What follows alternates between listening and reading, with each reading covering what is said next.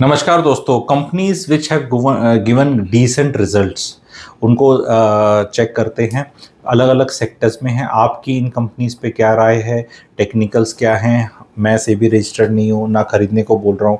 Education purpose पे हैं कि रिजल्ट्स आए हैं जो पब्लिक डोमेन पे हैं, उनको डिस्कस करने के लिए वो है। तो सबसे पहले ग्लोबल हेल्थ है, जिस मेदांता नाम के अस्पताल रन करते हैं। बड़े अच्छे डिसेंट रिजल्ट आए हैं। क्वार्टरली रिजल्ट्स में अच्छा मुनाफा है, अबाउट 41%। 142 करोड़ रुपीज़ आए। लास्ट क्वार्टर में 101 करोड़ था। एंड उनके जो मार्जिन्स हैं वो कम हुए हैं, पर उनके जो प्रेस में वार्ता हुई थी त्रेहान जी की, उनने बोला है कि नोएडा के अंदर उनका जो नया खुला है 350 बेड वाला, तो वो नवंबर में खुला था, तो उसमें खर्चा ज़्यादा हो रहा है और पैसा कमाने में टाइम लगेगा उनको, तो उस वजह से जो मार्जिन्स हैं वो कंप्रेस हुए हैं उनके। तो that is the reason. And 21% पे आए हैं, बट उन्हें आने वाले टाइम में बोला है कि they will be back to 24 to 25% margin. तो ये एक स्टॉक है जिसको आप वॉच लिस्ट पे करके इस पर डिटेल एनालिसिस कर सकते हैं। पटना में, I think Ranchi and Lucknow में भी इनके अस्पताल हैं, एंड ग्रीनफील्ड अस्पताल और जगह भी अनाउंस कर रखे हैं। जो आपका हॉस्पिटल सेक्टर, हॉस्पिटैलिटी नहीं, हॉस्पिटल सेक्टर जो है, उसमें कई स्टॉक्स हैं जो वॉच लिस्ट में डाले जा सकते हैं। आज मेरे को इसी के रिजल्ट पे चर्चा करनी थी। आपको कौन कौन से स्टॉक इस सेक्टर के अंदर वॉच लिस्ट में डालने लायक लगते हैं? रिसर्च इंडिविजुअल करनी होगी या अपने फाइनेंशियल एडवाइज़र से पूछना पड़ेगा। लेकिन ये वाला जो मैनेजमेंट है एंड इसके अंदर जो जिस तरह के आगे की स्टोरी सुनने को मिल रही हैं, तो बड़ी होप लग रही है कि इनकी जो ग्रोथ है वो थोड़ी इंटैक्ट रहेगी। बाकी रिसर्च रिपोर्ट्स वगैरह जो हैं वो आप लोग पढ़ते रहना। दूसरा स्टॉक जिसके अच्छे अगेन रिजल्ट्स आए और वो मुझे ऐसा कुछ भागता नहीं दिखा, I really don't know why it is. And आप बताएं आप लोग, because this channel is not about कि मैं लाट साहब हूँ अकेला, है ना। इट इज़ नॉट अबाउट कि मैं आपसे, it is more about collective knowledge. It is like कि भी तुम्हारा क्या कहना है। एंड कमेंट सेक्शन से ज़्यादा सीखते हैं हम इस चैनल पे, ठीक है। तो मैं आके ऐसे अलग से नहीं बोलता कि भाई मैं ही बता रहा हूँ सब कुछ। कई चैनल्स पे मैं बोलता हूँ कि मैं बहुत ही मैं ही बता रहा हूँ, जैसे सैंगोलाइज सूत्र और बाकी चैनल्स पे, पर यहाँ मैं वो वाला नहीं हैट पहनता। मैं यहाँ बोलता हूँ कि यार तुम बताओ आपको क्या लग रहा है टाइप। आईटीसी होटल्स का मस्त रिजल्ट आया है। आईटीसी होटल्स की कोई बहुत बड़ी हिस्ट्री नहीं है, उसको टेक्निकल एनालिसिस करने जाओ, किसी सेबी रजिस्टर्ड वाले के पास जाओ, एडवाइज़र के पास जाओ, बोलो भाई, तो उसका चार्ट ही नहीं है देखने के लिए ज़्यादा टेक्निकल एनालिसिस का, क्योंकि हिस्ट्री ज़्यादा नहीं है। लेकिन रिजल्ट बहुत अच्छे हैं। एंड 155 के 156 के आसपास स्टॉक है। और कल जैसे रिजल्ट अच्छा है तो मुझे लगा कि कुछ होगा भाई साहब, ठीक है। तो भाई साहब वो तो थोड़ा नीचे चला गया ठीक है। एंड देन यू लाइक कि यार ये क्या हो रहा है हुजूर, ठीक है, क्योंकि रिजल्ट तो बहुत ही अच्छा है।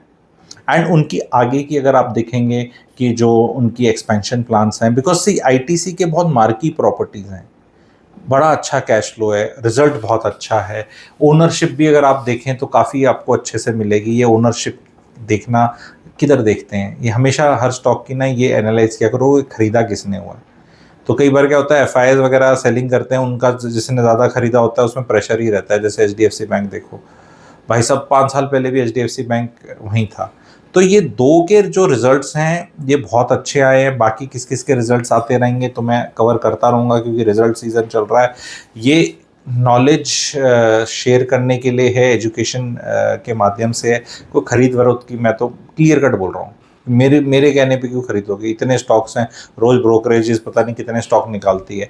पर मैं ये मानता हूँ कि जो स्टॉक्स बैक्ड बाय एसेट्स हैं ना, मेरे को तो ये दोनों ही रियल एस्टेट दिखते हैं। एक हॉस्पिटल स्टॉक है और एक ये होटल है, तो दोनों अलग चीज़ हैं।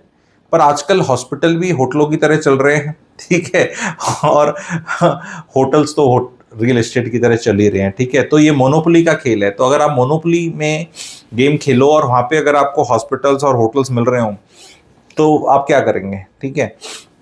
तो मैं इस तरह देखता हूँ। मेरे को एक चीज़ और भी लगती है कि जो इनकी बुक वैल्यू है, तो जो इनकी रियल एस्टेट पता नहीं कौन से रेट पे वैल्यूएशंस हैं। यहाँ मैं जो मेरे बहुत ही धुरंधर इन्वेस्टर हैं उनसे राय चाहूँगा, आप आंसर करो मुझे।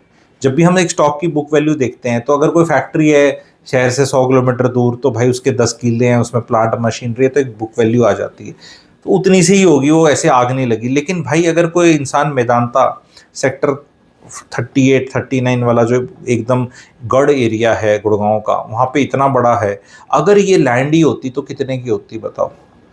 मैं ये पूछना चाहता हूँ कि आज का रेट तो लैंड का 4 5 6 लाख रुपए का हो रखा है कई जगह, ठीक है, और वो तो बहुत सेंट्रल लोकेशन है। तो ये एक आइडिया मैं और देने की कोशिश कर रहा हूँ। अगेन ये एजुकेशनल वीडियो है, ये मैं नहीं बोल रहा कि, मैं तो बोल रहा हूँ आप भी रिसर्च करो, मैं भी रिसर्च करूँ ना, मेरे रिसर्च पे आप खरीदो ना आपकी पे मैं खरीदूँ, पर बात करने का हक तो है ना इतना कि भाई कोई स्टॉक है उसको कैसे हम देखें, कैसे समझे। कोई भी बाय और सेल एडवाइस नहीं है, लेकिन मेदांता को हम कैसे आंकेंगे क्योंकि उसकी जो बुक वैल्यू है वो जो उसने खरीदा था है बुक्स पे है उस हिसाब से है, या ये लैंड एप्रिशिएट होती है तो बुक वैल्यू होती है। पर बुक वैल्यू तो अब जैसे एसबीआई है, एसबीआई बैंक तो बैंक है, लेकिन क्या वो भी रियल एस्टेट नहीं है? क्या मैकडोनल्ड रियल एस्टेट नहीं है? मैं इस तरह पूछना चाह रहा हूँ कि मेरा दिमाग किस तरह चल रहा है। मैं आपसे चेक करवा रहा हूँ कि क्या मेरा दिमाग सही चल रहा है, गलत ही चल रहा है। How will you value a hospital? I know it has cash flows, I know उसका प्रॉफिट है, I know all those things है, but what is replacement cost? यही अस्पताल आज लैंड खरीद के बोली में बनाना पड़े तो कितने में बनेगा भाई? कोई कॉम्पिटिटर क्या बना पाएगा? क्या ये मोनोपोली हो सकती है बड़े बड़े शहरों की कि जी हाँ बड़े बड़े इस तरह के अस्पताल एक बार ही बन सकते हैं? The same thing I want to ask about is ITC hotels, जो उनकी मार्की प्रॉपर्टीज हैं, जैसे आईटीसी होटल सवाई करके आपका मसूरी में है, जो कि सबसे टॉप लोकेशन है मसूरी की, तो वो कितने में खरीदा जा सकता है? वो होटल मैनेज्ड है, कितने मैनेज्ड हैं, वो कितने ओन्ड हैं, वो एक अलग वो है। कौन कौन से अब आईटीसी वाले यहाँ पे ला रहे हैं 99 कितनी ईयर्स की लीज में, यशोभूमि में आएगा जो 2030 में होगा। भाई इसकी तो लोकेशन ही कितनी शानदार है। तो इसको कैसे वैल्यूएशंस में डाला जाए, कैसे उसमें डाला जाए? रिपोर्ट्स वाले तो बोलते हैं 15% अबिड्डा बढ़ेगा, ऐसा बढ़ेगा वैसा बढ़ेगा, और वो रहता है। हालांकि it is beaten the estimates, ITC hotel का जो रिजल्ट आया है। But what do you think, average revenue पर यूज़र साल का कितना बढ़ रहा है? रूम रेंट्स 7 से 8% बढ़ते दिख रहे हैं, इन्फ्लेशन है, अमीर लोग दिख रहे हैं बहुत, ठीक है। अभी ये थोड़े जियोपॉलिटिकल उससे जो विजिट्स होनी थी मिडिल ईस्ट वगैरह से, वो थोड़ी ऑफकोर्स अफेक्टेड हैं, तो सारे होटल स्टॉक्स में शायद वो दिखे रहा है इसको मार्च वाले महीने का, और हो सकता है अप्रैल मई जून का क्वार्टर का भी दिखे। लेकिन आपको और कौन कौन से स्टॉक्स इस सेक्टर में ठीक लगते हैं? किस बेसिस पे आप उनको एनालिस कर रहे हो? क्या पी बाई रेशियो पे एनालाइज करना ठीक है? क्या book value is important thing? कौन सा वो इम्पॉर्टेंट मेट्रिक है जो आप होटल स्टॉक्स के लिए देखते हैं? हॉस्पिटल स्टॉक्स के लिए क्या देख रहे हैं? Because why I was saying hospital stocks को मैंने होटल के साथ कंपेयर क्यों किया, कि हॉस्पिटल के जब मैं रिसर्च कर रहा हूँ तो उसमें भी ऑक्यूपेंसी रेट है और होटल्स में भी ऑक्यूपेंसी रेट है।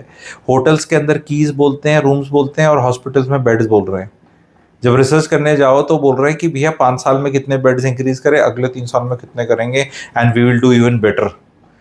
कई बार तो है ना, जब वो अस्पताल वाले ऐसे बोलते हैं वी विल डू बेटर, तो आम आदमी की तरह तो डर लगता है भाई, यू विल डू बेटर, तो you for you doing better somebody has to come to you, ठीक है। तो थोड़ा कॉमेडी भी कर रहा हूँ मैं इसके अंदर, लेकिन something has to you know happen in these sectors both, because जैसे फिनेंशलाइजेशन हो रहा है और ऑर्गेनाइज्ड वे में जा रहे हैं, तो बड़े अस्पतालों में अब बड़े शहरों में तो छोटे अस्पतालों में कोई जाएगा नहीं।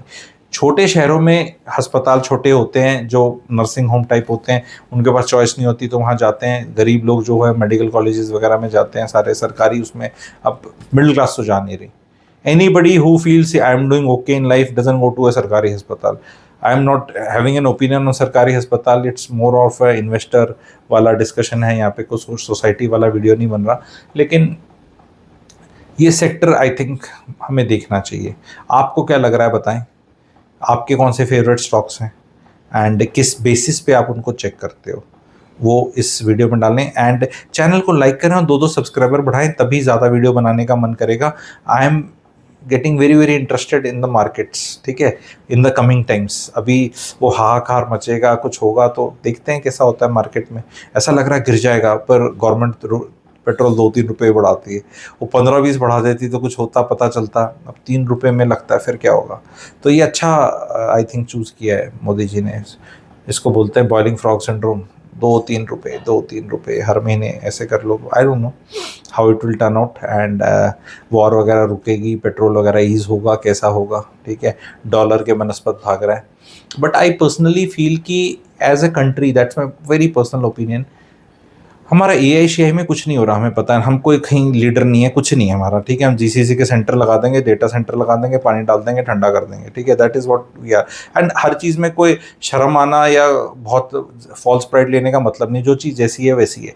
लेकिन आई फील मेडिकल सेक्टर में, मेडिकल टूरिज्म से हम बहुत पैसा कमा सकते हैं एज ए कंट्री, क्योंकि हमारे डिसेंट सिस्टम है, डिसेंट डॉक्टर्स हैं, प्राइसिंग काफ़ी काफ़ी चीप है वर्ल्ड के रेट्स देख के, दवाइयों की कॉस्ट, प्रोसीजर्स की कॉस्ट और सारी चीज़ की। तो वी कैन बी, जैसे जो टीसीएस और इन्फोसिस 1990s में प्लेस थे, मिड 1990s में, कि ये आईटी का वहाँ आएगा और हमारे पास वो लेबर है और वो सारे काम करने की। तो मुझे ऐसा लग रहा है कि सेम, ये अगेन मेरा को लग रहा है, दीज आर अर्ली डेज, आप लोगों को क्या लगता है? The same thing we are positioning and we can position ourselves in the medical thing. हमारे खुद के एनआरआई भाई जो है, जान पहचान रिश्तेदारी में बता रहा हूँ, वो रूट कैनाल ट्रीटमेंट करने अमेरिका से इंडिया आते हैं, कहते हैं जी गुरुजी सस्ता पड़ता है, आना जाना हो गया, मिलना मिलाना हो गया, काम हो गया, ये भी काम हो गया, दर्द में वहाँ 3 महीने का वेटिंग था, यहाँ आके सीधा सीधा वहाँ से ही फ़ोन से ही टाइप कर लिया, सीधा एयरपोर्ट से उतरते रूट कैनाल ही कराने गए, अपना फट से कराया, 1-2 प्रोसीजर और अपना कहते हैं 10-15 दिन की छुट्टी, खर्चा भी निकल गया, दर्द भी चला गया। तो ये पहले मैं कभी सुनता था, फिर मैंने अपना एक्चुअल देख लिया कई लोगों से, और इससे कोई कॉम्प्लिकेटेड प्रोसीजर हो तो वो और सस्ता पड़ता है। तो जब इंडियंस आ रहे हैं वो भी 4 लोगों को जाके बताएंगे, तो बाकी भाई इंडिया का वीज़ा लगाना कौन सा मुश्किल है गोरों के लिए, कभी भी आ जाएंगे, मोस्ट वेलकम है। यहाँ तो फॉरेन एक्सचेंज भी आएगा जो इंडिया को चाहिए, ठीक है। तो मेरे को लग रहा है ये करेगा। आप लोग को क्या लगता है, क्या आप लोगों का है? कमेंट सेक्शन में ज़रूर लिखिएगा। ये वीडियो कैसा लगा लाइक करें। 2 सब्सक्राइबर्स, खुद सब्सक्राइब कर लो, परिवार में कुछ करा लो, और भाई कमेंट सेक्शंस में ज्ञान की वर्षा कर दो। मेरे को भी सीखने को मिलता है, फेलो लोगों को भी सीखने को मिलता है, आपकी भी क्या ओपिनियंस रहते हैं, because market is run by the collective opinion of the वो। तो थोड़ी ओपिनियन तो यहाँ भी आइडिया हो जाता है कि क्या लग रहा है, ठीक है। तो थैंक यू वेरी मच।